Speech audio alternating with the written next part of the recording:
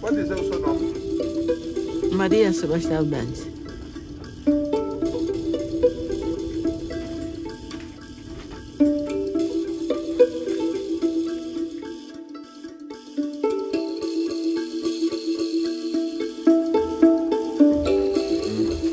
Amakuta.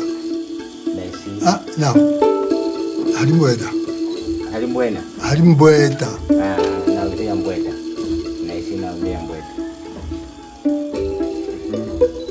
Lembra-se mais ou menos quando é que nasceu? Mas a outra antiga tango de uma semukile. Cadê colheu? Não me lembro. Com o andar do tempo, não só a memória das pessoas que participaram na luta se vai apagando, mas a visão das gerações vindouras sobre a sua própria história começa a desaparecer completamente. Muito obrigado pela entrevista. Eu mandei, uai. Tá bom. A ideia do projeto surge com a existência da Associação Sueca de Documentação. A perspectiva do início do projeto era justamente podermos conservar a memória filmada de uma grande parte de protagonistas da luta de libertação nacional, cujo tempo de vida já está a desaparecer praticamente. Portanto, era uma corrida contra o relógio. É uma forma de dar voz a pessoas que não aparecem nos documentos. Portanto, penso que isso é uma forma importante de se complementar o trabalho da ATD, que era e é sobretudo documentos, papéis, né, fotografias, etc. E aqui temos a voz das pessoas, que é uma coisa diferente. Isso é nos anos 60, Realmente, se nós não deixarmos nosso testemunho, se nós não falarmos, como é que vai se formar a história? Como é que vai se confrontar? Aquele falou isto, aquele falou aquilo, aquele falou... Então, vão ver, 3, 4 pessoas falaram a mesma coisa. Qual é a lembrança que tem dos primeiros contatos? A ideia do projeto era a recolha do maior número de testemunhos da luta de libertação, de localidades, portanto, importantes ao longo da luta de libertação, isso tanto em Angola como no exterior do país, e juntar esses dados todos para podermos ter um arquivo que pudesse servir para os historiadores e investigadores aprofundarem a história da luta de libertação nacional.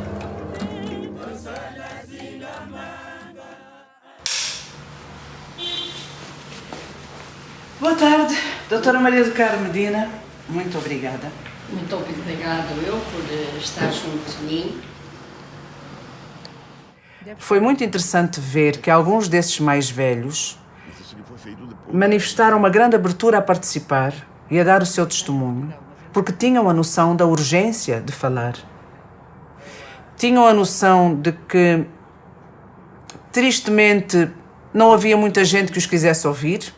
Portanto, aqui estava um projeto que era virado exatamente para ouvi-los. E outros sentiam, e diziam mesmo isso, um dever de memória, um dever de transmitir as coisas.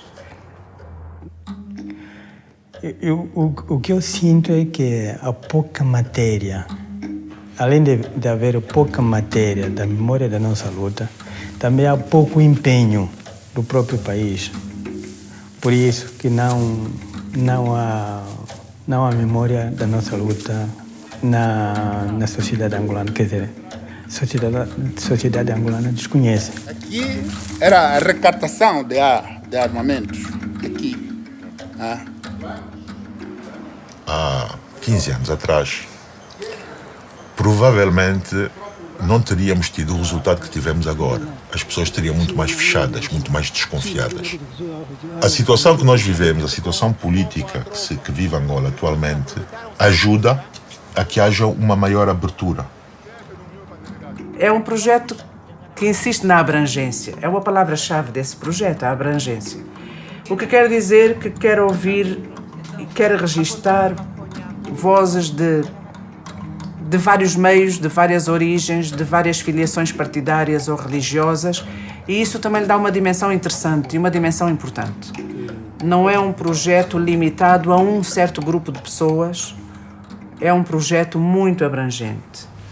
Lá em São Nicolau, como é que era a relação entre os diferentes movimentos? Bom, nós quando estávamos lá, praticamente, graças a Deus, os 3 movimentos, todos tínhamos a mesma relação, boa relação. Não se dizia que este é do MPLA, este é da UNIT, porque a nossa causa era comum. Além disso, tem tido desde o princípio uma preocupação de devolução à sociedade daquilo que recolhe. A ideia é não só constituir o arquivo, como devolver à sociedade informação, as opiniões dos outros, os testemunhos. E isso, nesse aspecto, acho que também se distingue de alguns outros projetos.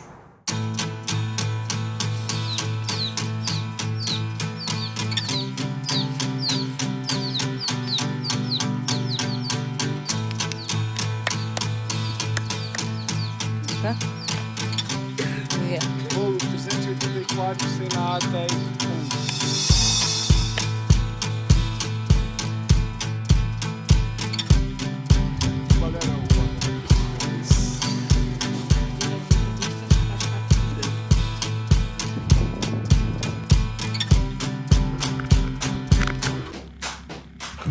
Não sou de cinema, nem um pouco mais ou menos. Eu via, era uma maquinazita de filmar, um gravador, 1 ou 2 pessoas. Quando apareceu o Jorge e o Fradique, mudou completamente, né? Não pensei que fosse uma coisa tão complicada. Então, esta é a equipa com que vamos trabalhar para a entrevista. O Jorge, o Mário, a Camille. Boa tarde. Depois começar a...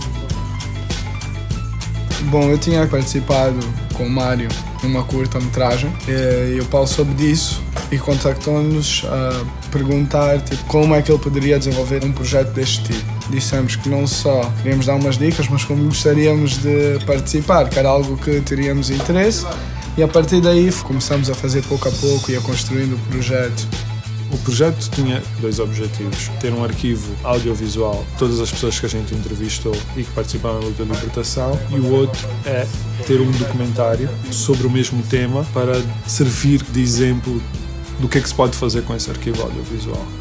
Havia bastante entusiasmo, mas ao mesmo tempo havia muito desconhecimento. Estávamos a inventar muitas coisas sem ainda termos feito, mas a verdade é que as coisas depois foram ganhando vida, e acho que o meu entusiasmo maior era realmente beber esse conhecimento todo sobre um período que eu desconhecia. Eu, na altura que o projeto começou, já tinha algum interesse, mas muita ignorância. Não sabia praticamente nada sobre como é que foi todo o processo para a independência, e vim de férias para 2 semanas, soube do projeto e decidi ficar. Principalmente porque achei que era uma oportunidade que eu não podia perder, de poder conhecer a história, de poder estar envolvida num projeto feito por angolanos para angolanos. Falta um bocadito de trabalho para eles entenderem as dificuldades que a nossa geração passou. Talvez falte diálogo, talvez falte...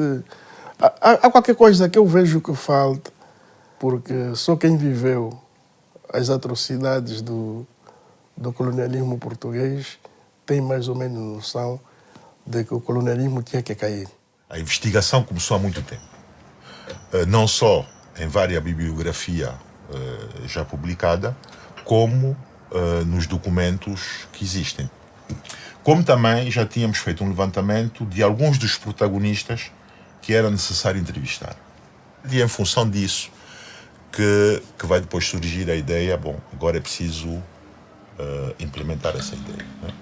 E daí depois então começa a surgir como. Tivemos 6 meses de planificação antes de começar a recolha.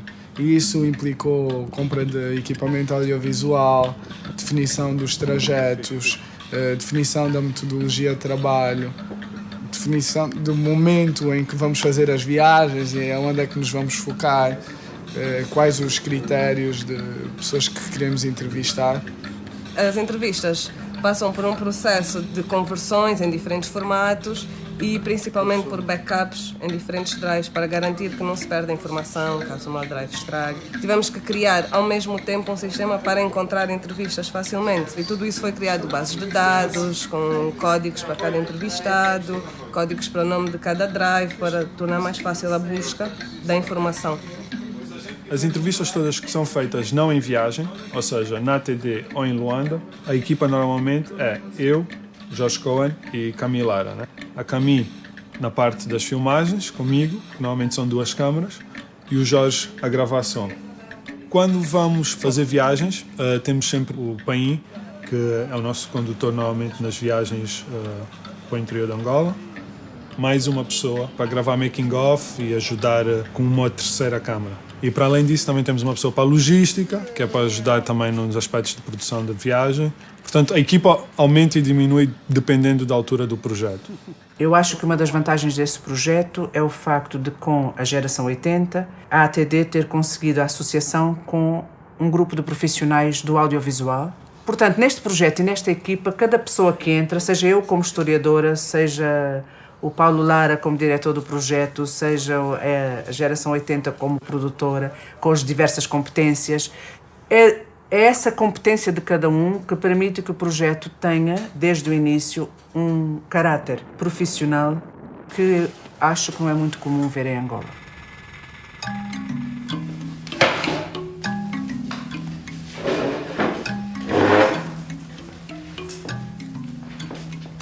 Vamos só pôr a cadeira um pouco mais para trás. Obrigado. Pode sentar.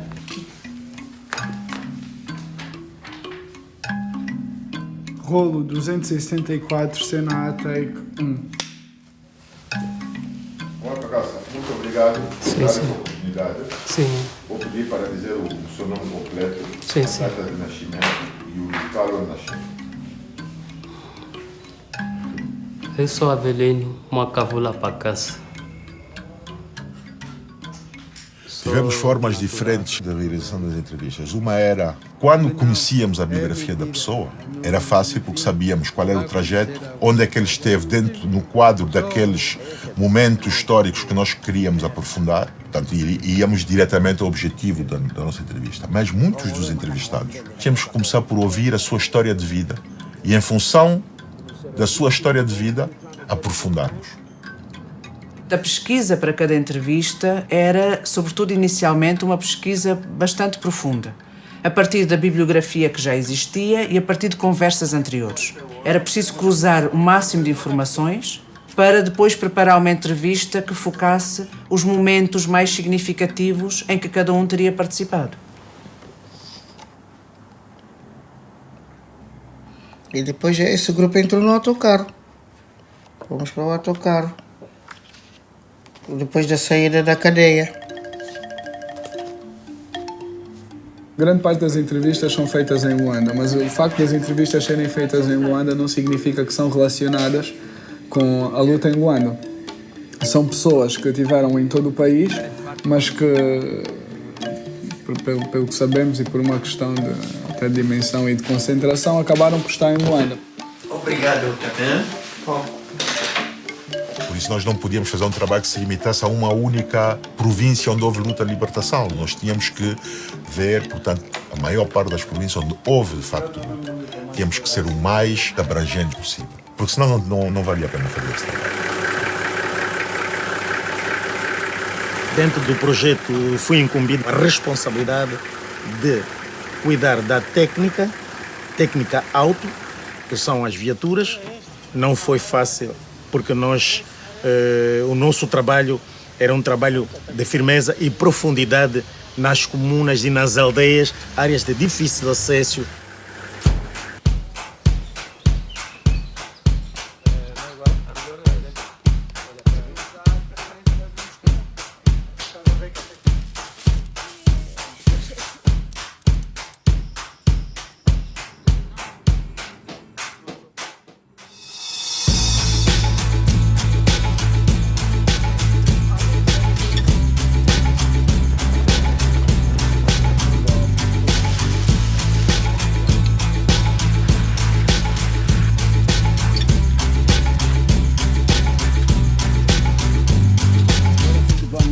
Aqui?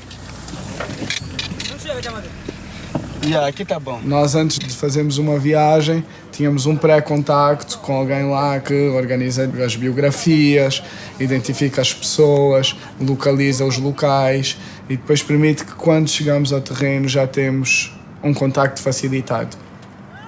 Nem sempre foi possível, em todos os sítios por onde passamos, ter isso, mas onde o trabalho correu melhor foi porque tivemos essas pessoas.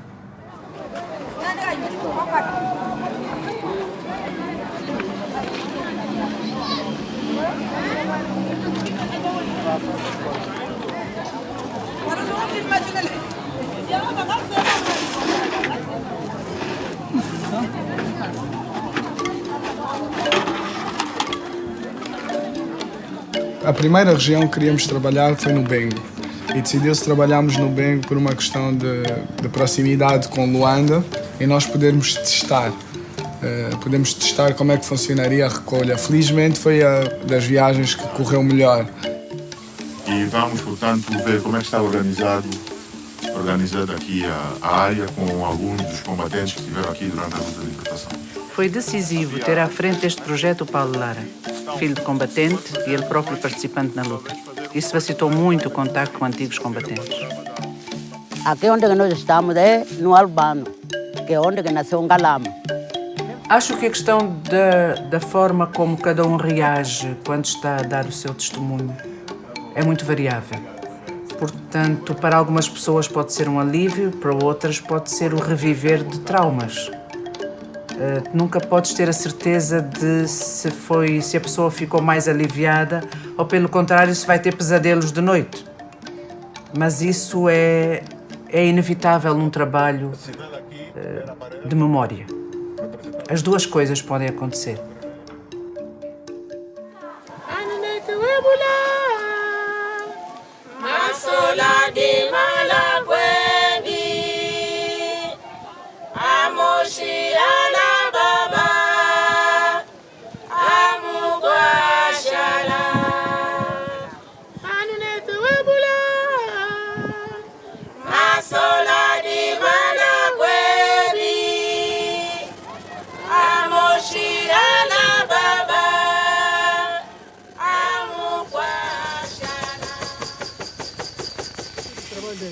Aquela nossa unidade era tudo subterrâneo. Subterrâneo, sim. Então, no dia seguinte, as tropas terrestres começaram a avançar, tropas terrestres portuguesas. Fecharam e quando chegaram ao quartel não encontraram ninguém. A grande surpresa é quando encontraram o túnel. Impressionou-me muito o quartel da primeira região, o Brno, porque nunca pensei em encontrar tanto vestígio. Eu era miúdo e já ouvia falar do Brno, era uma lenda. Ter chegado lá com combatentes daquela altura e encontrar aqueles vestidos todos aí sim, foi impressionante e muito emocionante. A base de Brno foi criada com a chegada do destacamento de Cienfuegos, em 1966. E 2 anos depois foi abandonada durante uma grande operação das Forças Armadas Portuguesas. E é um dever do país que este lugar seja protegido, preservado e que sirva tanto do ponto de vista histórico como pedagógico. Os meus filhos têm que ver isso, pelo menos, têm que fazer esforço. Puxa, porque não acredito que voltaria a ver isso. Não acredito que voltaria a ver isso.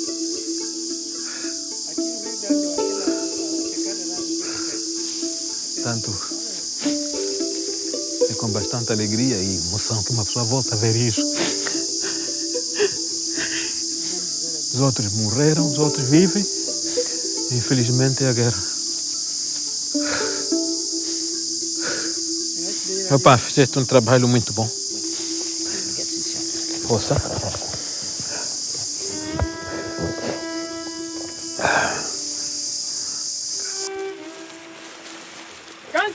Quando filmamos fora de Luanda, principalmente, em entrevistas de terreno, nós conseguimos e procuramos não só fazer entrevistas às pessoas, mas captar a música de guerrilha, que as pessoas cantavam na altura, E em alguns casos que não foi pedido, foi-nos sugerido pelas pessoas, eles fizeram representações da luta, dos guerrilheiros, de como é que algumas pessoas mostraram como é que se vestiam, como é que eram as armas, como é que faziam a comida, de onde é que iam buscar a comida. E foi sugerido em diferentes sítios ao longo das viagens.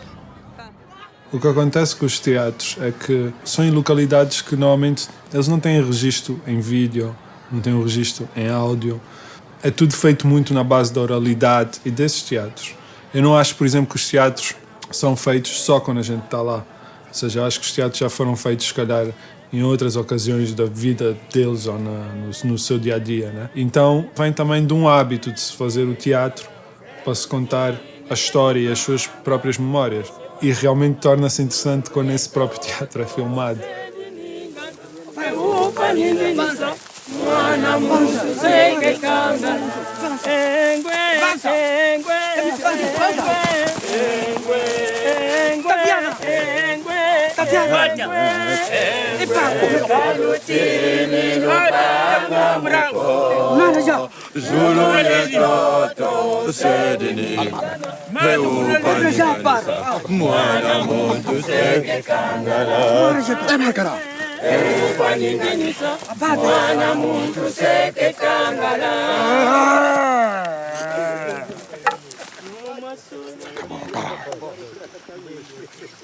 Tá bom. Mais uma vez, obrigado.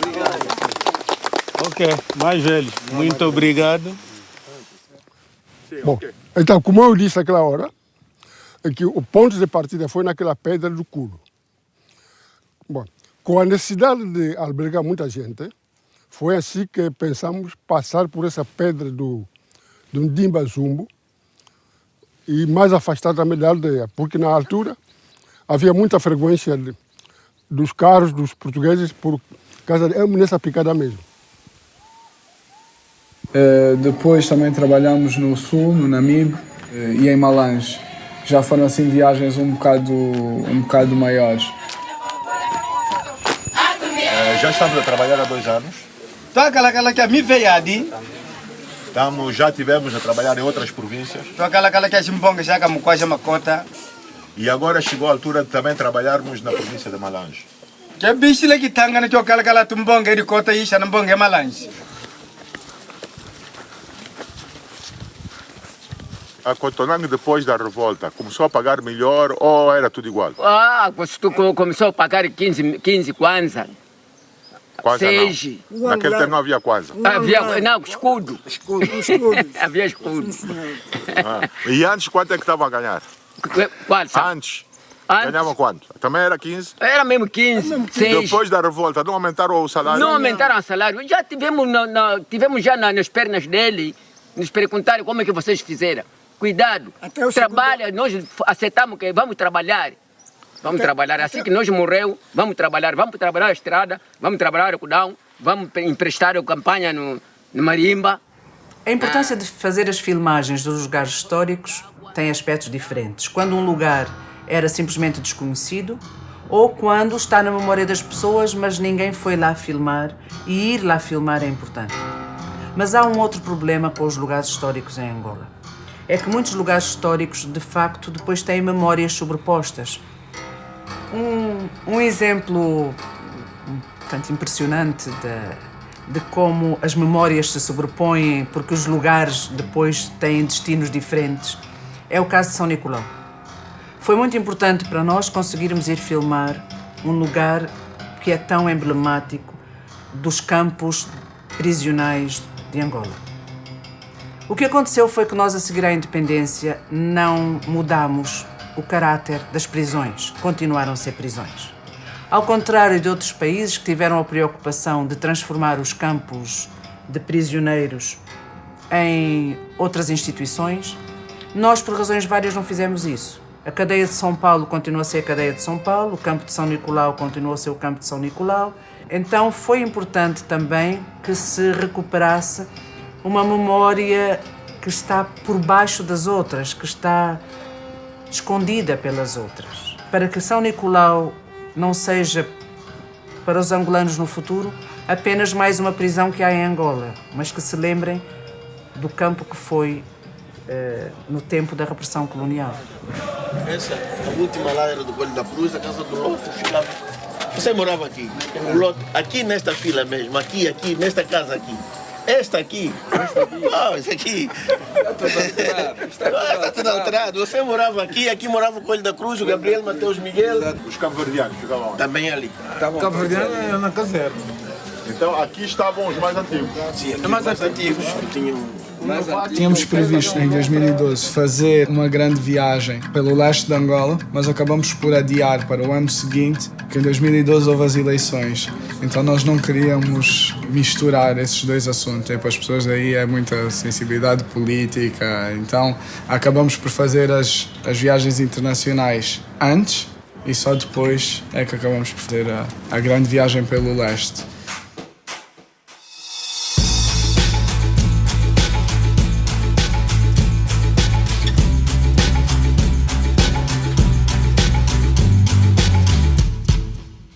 Essa luta pela independência fez-se em muitos outros lugares, com angolanos noutros lugares e com pessoas que não são angolanos, mas que em Angola ou fora de Angola tiveram um papel nessa luta pela independência. Em primeiro lugar, os países que lutaram contra o mesmo colonialismo e ao mesmo tempo que os angolanos. A luta foi comum e em muitos momentos houve coordenação de atividades.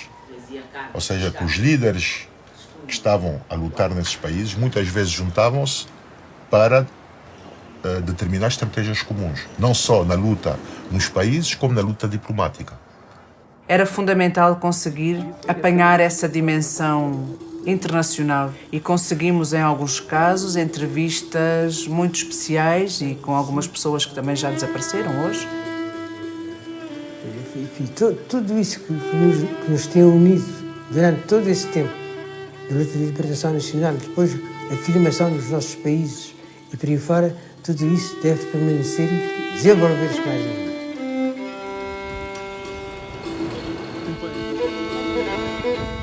Agora, o que eu quero dizer é o seguinte, que estou convencido que sem assumirmos inteiramente o socialismo, nós não vamos construir a pátria de todos. Por essa grande Canimambo. Foi uma entrevista diferente. Ficamos 4 dias com ele, numa casa perto da praia, e ficávamos sempre o dia todo a entrevistá-lo, e depois da entrevista ficávamos a conviver com ele. Tivemos um acesso super privilegiado, e porque é uma geração que quase já não existe, que morreram, né? Que é a geração fundadora dos movimentos de libertação. Isto não é preciso. Profissão. Profissão escritor. Alguém pode me botar aqui. Depois só escritor. Depois tens os países que apoiaram. No Ghana, há vários locais históricos.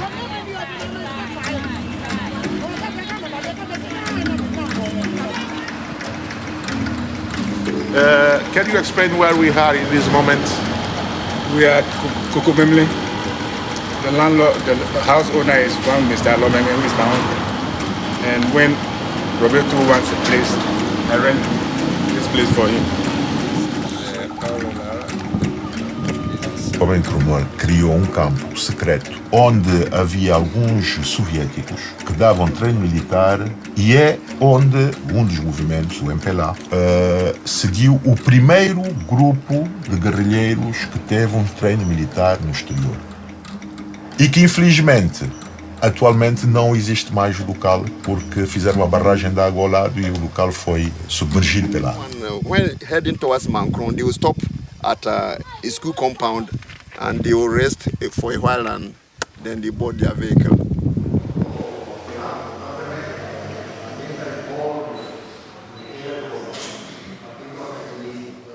Porque Fidel me manda a mí a ver a Benvela. Si es antes de buscar a Che, yo estoy ya metido en alguna cosa con África. Porque yo sí me recuerdo muy claramente que yo fui a ver a Benvela para alguna cosa de ayuda al movimiento de liberación. E não nos esqueçamos que Cuba foi dos países, portanto, que ainda no tempo da guerrilha Houve cubanos que participaram na guerrilha com angolanos. El esfuerzo también hacíamos, andar también por aquellas matas. Mira tú, la primera vez que tú sabes lo que es un árbol de aquello que dos hombres así no lo abrazan y usted mira así para arriba, 100 metros, 50 metros, 60 metros para arriba y aquello se pierde, cerrado así. Outro lugar importante, evidentemente, porque tem parte da história, é Portugal. O que eu vejo que dessa reunião nasceu, quer dizer, a necessidade de aparecer um movimento organizado, não é? Um movimento anticolonialista, que é o MAC. Mas o MAC não se desenvolveu em Paris. O MAC trabalhava, era de facto na Caixa do Império e no Clube Marítimo Africano. Há uns anos vi que dentro de sacos de plástico estava uma série de papéis. Eu fui espreitar e vi que os papéis eram as minhas cartas, as cartas com o carimbo censuradas e cortadas, mas que havia também o meu diário dentro desses sacos. Guardei e há pouco tempo comecei a ver o que é que estava. E confesso que eu próprio fiquei admirado com o que encontrei, porque já não me lembrava de ter tomado nota de tudo aquilo de que tomei nota, com nomes, factos, horas, tudo quanto eu pudesse saber ou soube na altura, eu anotei ali. A transmissão destas vivências é muito importante, sobretudo para as novas gerações, porque nada foi dado. Muitas vezes se pensa que as coisas foram dadas, nada foi dado. Isto custou muito, muito sofrimento, muita prisão, muito exílio, muita morte, muito sangue.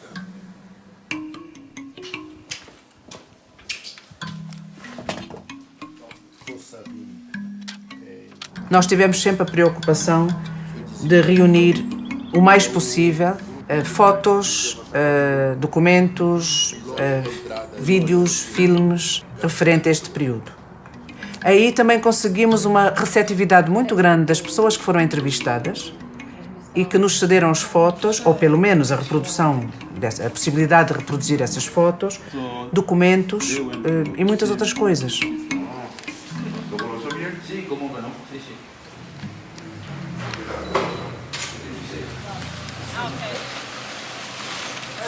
São 2 cenas. 3, 4 anos depois já tínhamos uma experiência muito maior, tanto em termos das pessoas que iriam fazer a viagem, como a própria maturidade do projeto. Depois também já tínhamos equipamentos, tanto de filmagem como mecânica e carros preparados.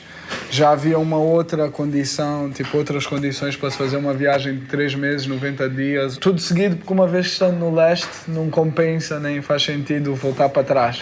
E depois, nesta altura, porque é o mês do cacimbo, não chove e permite que se chegue aos locais pretendidos. Para uma viagem desse tipo, era necessário primeiro uma experiência, haver melhor coordenação entre o grupo, para até saber enquadrar novos elementos que depois vieram a enriquecer a equipa do projeto. Eu já conheci o projeto realmente. Jorge falou comigo, perguntou-me, e principalmente porque a zona por onde iam estar foram as zonas onde o meu pai esteve. Então, para mim, criou uma grande curiosidade de passar pelos mesmos sítios onde ele esteve.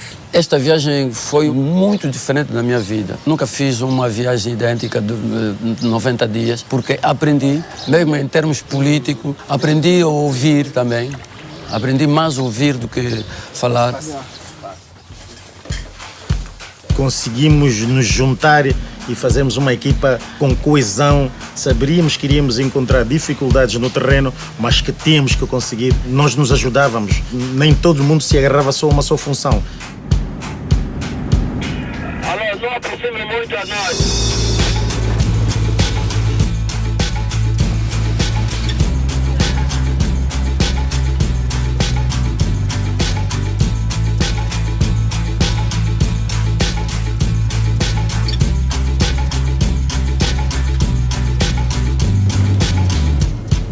Rolo 302, cena A, take 3, Luena.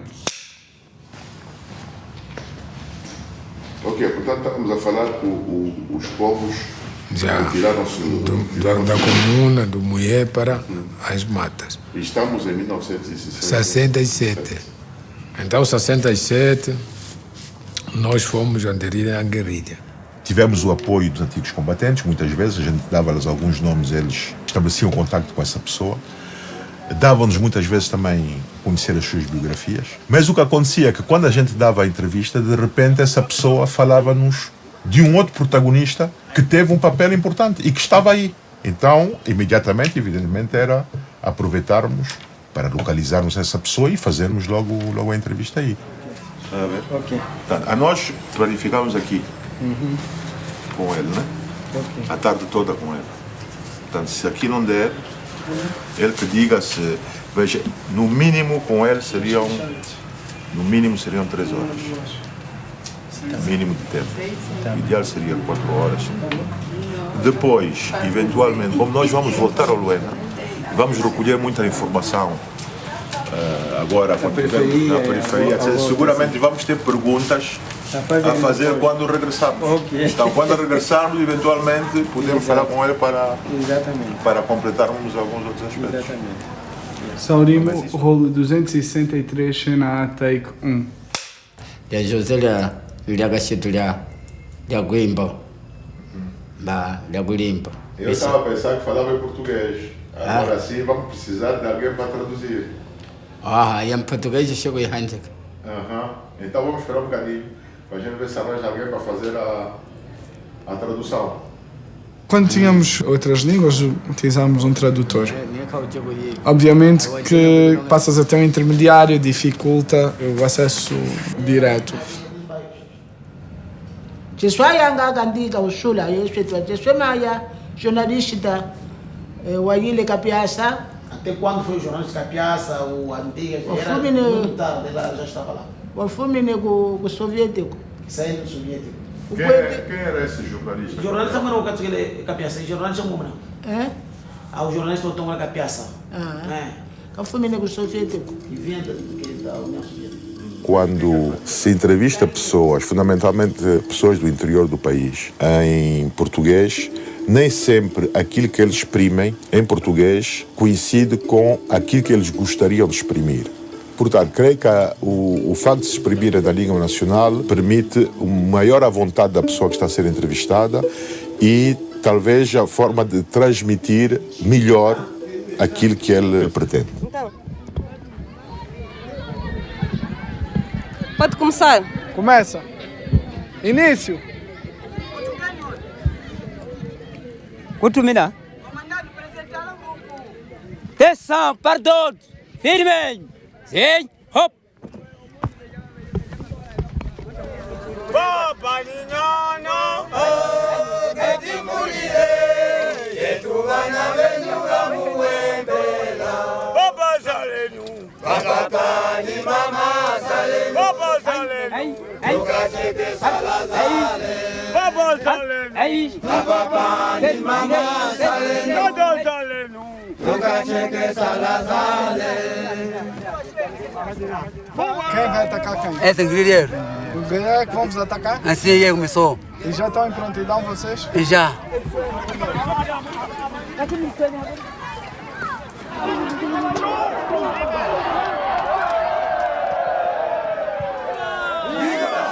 Angola! Viva!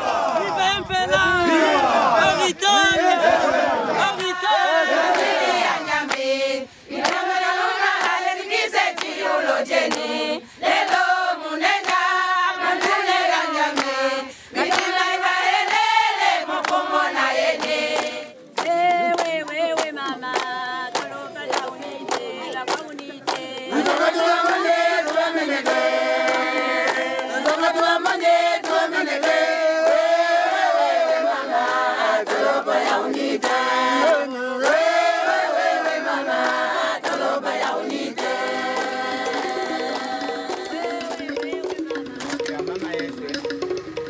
Uma das coisas que nós decidimos logo no início era fazer um filme para mostrar em diferentes zonas onde fôssemos. Porque isso ajuda não só a nos ambientarmos com as pessoas e criar um ambiente mais informal, mas as pessoas a lembrarem-se de coisas. Em qualquer luta, ser mulher, essa luta não avança. Porque a mulher é que traz tudo. Põe a mandioca na água, para tirar na água. Mas depois aquilo acabou por criar também um ambiente em que as pessoas podiam falar. Nós mostrávamos fotografias, as pessoas lembram-se porque não estão, né, sentadas com luzes, etc. Estão num ambiente mais informal e falam sobre outras coisas. Quem foi o Samambuela para o Unito naquela altura? Foi o Samambuela naquela altura, era comandante da primeira companhia, estando nesse local da tristeza, onde o nosso companheiro com quem vivemos nos deixou, pronto, é lamentações.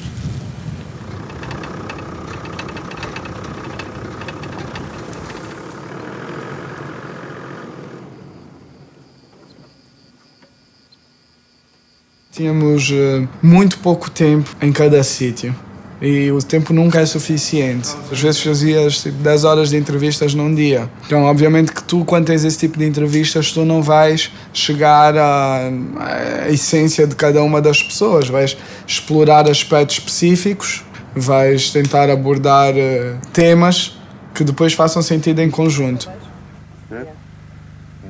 Rolo 262, cena A, take 1. Cada grupo depois vai dar a explicação. Você não pode ter elemento. A gente agora vai entrar no nosso país para combater. Colonialista português. Vamos pegar as armas. Pronto. Vamos jantar camuflado. Aqui na Zâmbia ninguém vai saber isso.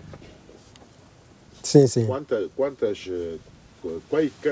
Quem eram os principais dirigentes do comando da 5ª Região Militar que foram nomeados nessa altura? Ali estava o camarada Wandundo. Não se pode falar da luta no leste do país sem falarmos da Zâmbia. A luta no leste do país inicia depois da independência da Zâmbia. E por isso sempre foi nossa preocupação, do quadro deste projeto, podemos fazer essa deslocação à Zâmbia.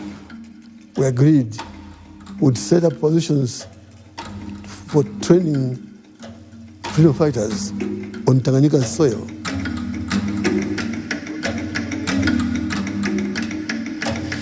Eu chamo-me Tony Frederico Magavula Povo de Luta. Esse campo era nosso campo de trânsito. As nossas coisas vinham do Dar-es-Salaam, do Porto do Dar-es-Salaam, vinham até aqui. Daqui, onde havia os nossos ingredientes, vinham do interior, vinham buscar material para eles, lutar contra os portugueses. Como é que se chama isso? Caçamba, se chamava caçamba.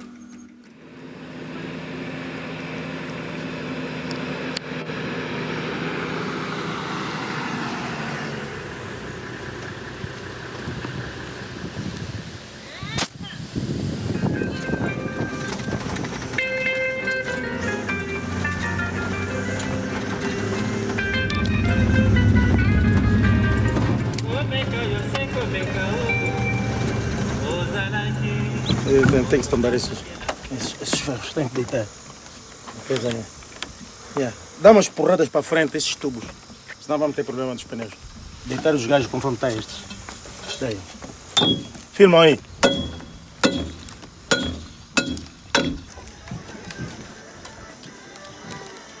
Eu não estou a ver a minha logística no fundo do rio.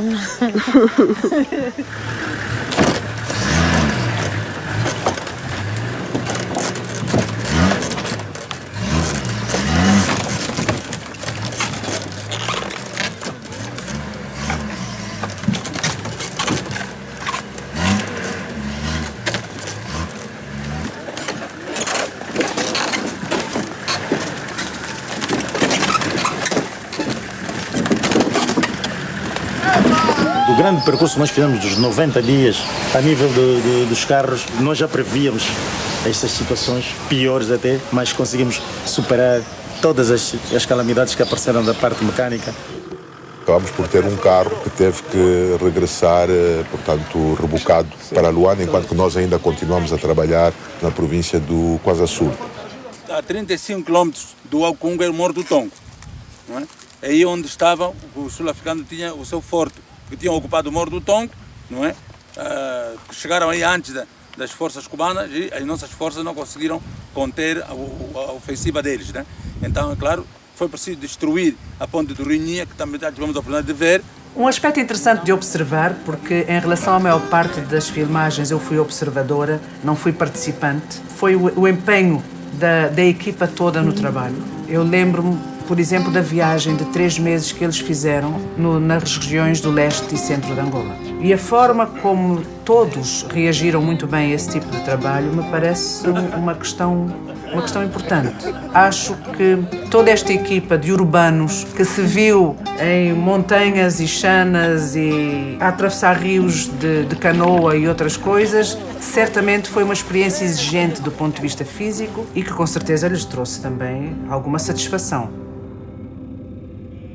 A partir de janeiro de 2013, depois de 4 anos do projeto Trilhos, tanto eu como o Jorge achamos que era hora de começar a focar as nossas energias para começar a conceber e a preparar o documentário. Eu e a São Neto começamos a focar na produção do documentário.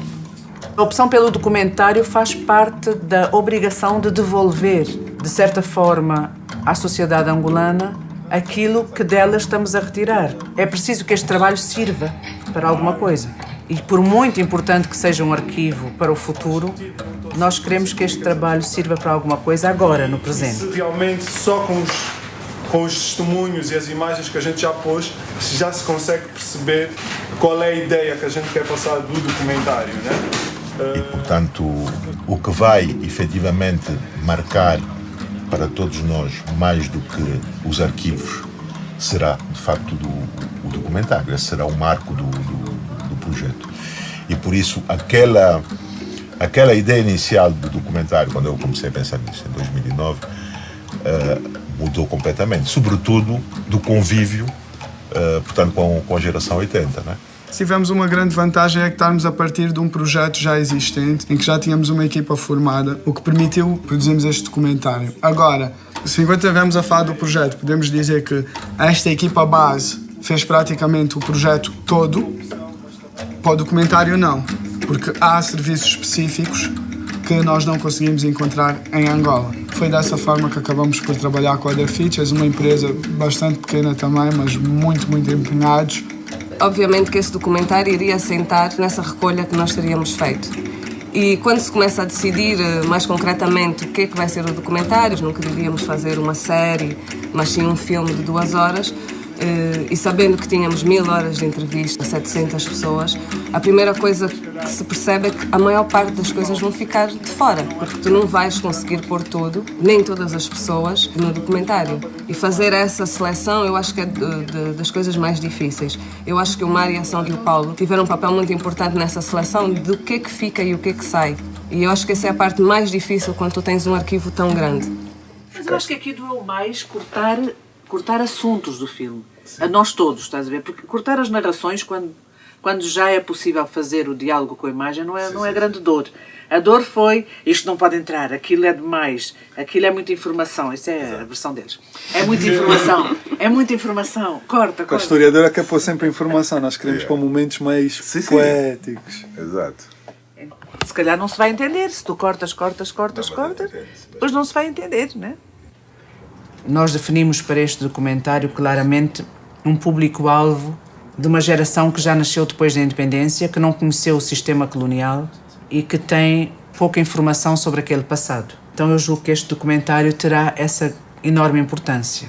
Por acaso fomos um bocado ambiciosos, né? Porque dentro da luta de libertação existem vários temas, mas nós achamos que era importante ser um documentário mais abrangente, mais geral, que fosse um documentário que fosse um início de conversa. Ou seja, não íamos aprofundar um tema específico, mas íamos falar em geral sobre a luta de libertação nacional, que revelasse que essa luta não foi uma luta só por uma geração, mas várias gerações estiveram na luta, e que esta era a memória deles.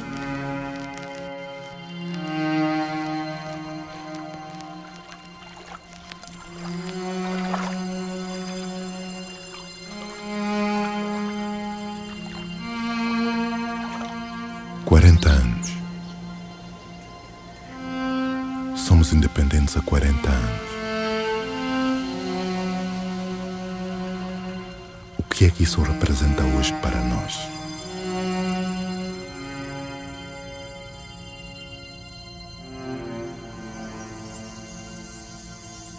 memória resta da nossa luta. Este filme vai trazer essa curiosidade. Isso para mim é importante. É importante que nós depois, no final, consigamos refletir um bocado sobre esse período da luta pela independência e sobre esse processo e que possamos tirar alguma coisa para os dias de hoje. Agora será este, e este, julgo eu, cumprirá esse papel de mostrar uma parte do trabalho feito, mas será sempre pouco para a sede de saber mais coisas e será sempre pouco para o potencial de aproveitamento deste material que existe.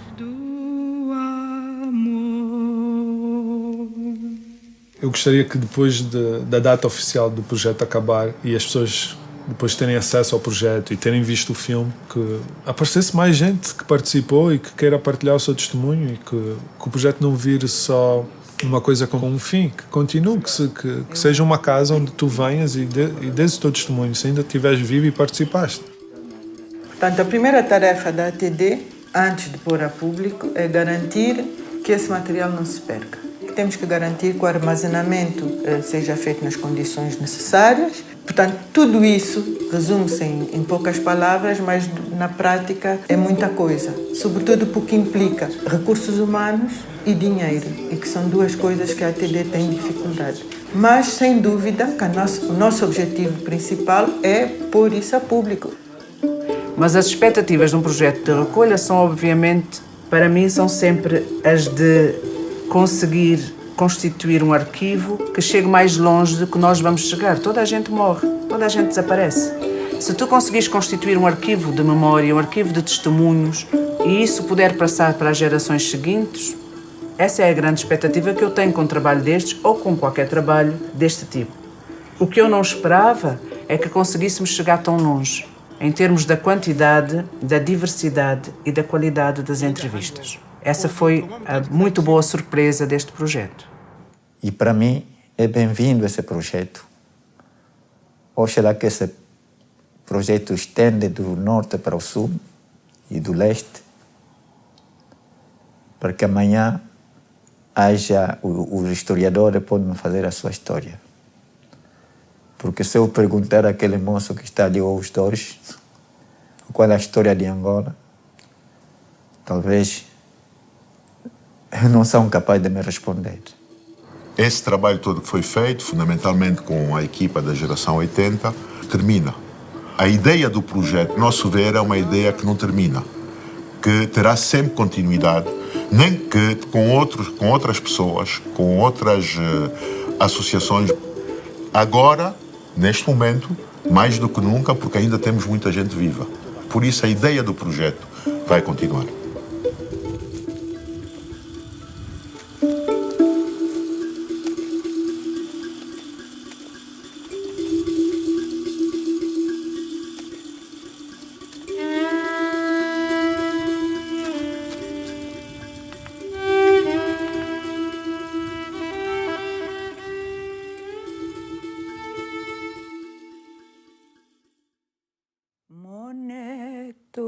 Kasule wa mutumisa ku Santome.